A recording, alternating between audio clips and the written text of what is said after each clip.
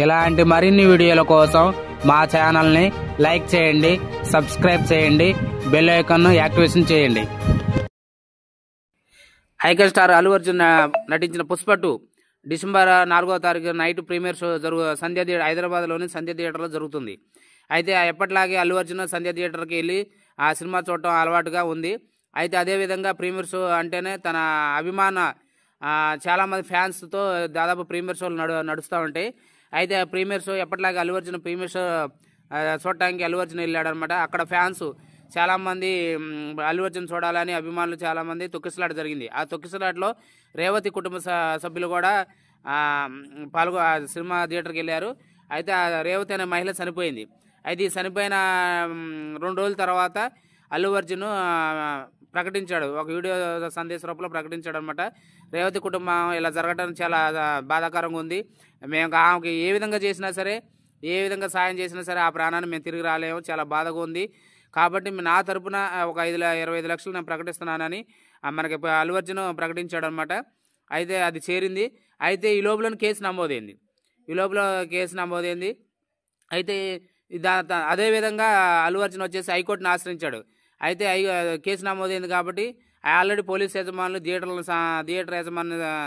Already police వాళ్ళు థియేటర్ను యజమానులు సంప్రదిస్తే ఇది మాకు సంబంధం లేదండి, ఓన్లీ అక్కడ కొంతమంది కలిసి ఒక గ్రూప్గా కలిసి సినిమాని ఆడించుకున్నారు. ఆ 8 మంది, ఆ 8 మందిలో కూడా ఒక ఇద్దరిని అరెస్ట్ చేశారని టాక్ వచ్చిందనమాట. అయితే ఏ విధంగా నా మీద థియేటర్ వాళ్ళు మాకేం సంబంధం లేదని తప్పించుకున్నారు. అదేవిధంగా మరి అల్లు అర్జున్ ఆల్రెడీ పుష్ప 2 విజయవంతంగా నడుస్తుంది కాబట్టి సక్సెస్ మీట్ ఆల్రెడీ మెయిన్ ప్రధాన నగరాల్లో సక్సెస్ మీట్ చేసుకుంటున్నాడు.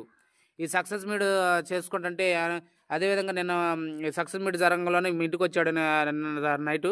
అయితే ఈరోజు ఉదయం 11 గంటలకి మనకి అల్లు అర్జున్ ఇంటికి పోలీసులు వెళ్ళారన్నమాట. చిక్కడపల్లి పోలీస్ స్టేషన్ సిఎస్ వాళ్ళు వెళ్ళారు. మీ మీద కేసు నమోదైంది, మీరు రావాల్సింది అని అతను తరలిస్తున్నారన్నమాట. అయితే అల్లు అర్జున్ వాళ్ళని ఏ విధంగా అయినా సరే వాళ్ళని ఏమంటవద్దు, నేను కూడా వస్తాను మీతో పాటు అని చాలా సాధారణంగా ఆహ్వానించి వాళ్ళతో పాటు అల్లు అర్జున్ స్టేషన్కి వెళ్ళాడు. అయితే ఈ స్టేషన్లో ఏం జరుగుతుందంటే ముందు అతన్ని గాంధీ హాస్పిటల్కి తరలించి వైద్య పరీక్షల అనంతరం నాంపల్లి కోర్టుకి తరలిస్తారని చిన్న సమాచారం అన్నమాట.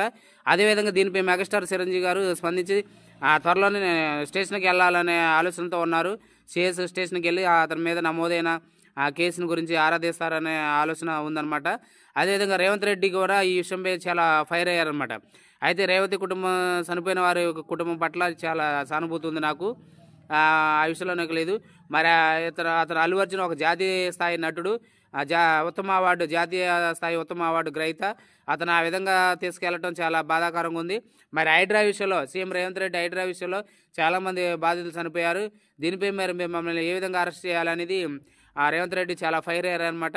ఏదైనా సరే అల్లు అర్జున్ మీద ఆల్రెడీ 2 రోజుల క్రితం 4వ తారీఖు జరిగిన సంఘటన కాబట్టి అతను ముందే కేసు నమోదైంది కాబట్టి అల్లు అర్జున్ కూడా ఆటోమేటిక్గా హైకోర్టును ఆశ్రయించాడు. నా మీద కేసు నమోదైంది, దాన్ని కొట్టేయండి అని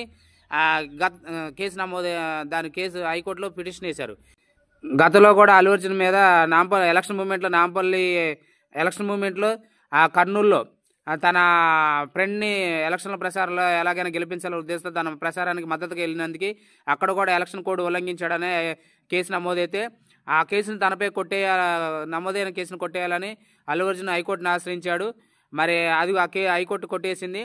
మరి ఈ కోర్టును కూడా మరి ఆల్రెడీ అత్యవసరమైన పిటిషన్ మీరు ఎలా విధంగా కేసును దాదాపు అల్లు అర్జున్కి దాదాపు స్టేషన్ బెయిల్ వస్తుందా, ల్యాండ్ రిమాండ్కి తరలిస్తారనేది చూడాలి. దాదాపు స్టేషన్ బెయిల్ వస్తుంది, ఎందుకంటే హైకోర్టులో కేసు నమోదైంది కాబట్టి ఆ కేసుపై పోలీసులను ప్రశ్నించి అది హైకోర్టు ప్రశ్నిస్తుంది కాబట్టి మరి అల్లు అర్జున్ మీద కేసు నమోదైంది. అది ఈ విషయంపై మీరు ఏ విధంగా స్పందించారు, ఏ విధంగా దర్యాప్తు జరుగుతుందని హైకోర్టును వాళ్ళని పోలీసులను అడుగుతుంది. కాబట్టి ముందుగానే ఈ మాట నిలబెట్టుకోవడం అల్లు అర్జున్ని అరెస్ట్ చేసినట్టు సమాచారం మాట. మరి చూడాలి, మరి దాదాపు అల్లు అర్జున్కి స్టేషన్ బెయిల్ వస్తుందా, లేదంటే రిమాండ్కి తరలిస్తారా, ఏదైనా సరే చాలా రాష్ట్రంలో చాలా హాట్ టాపిక్గా నడుస్తుంది.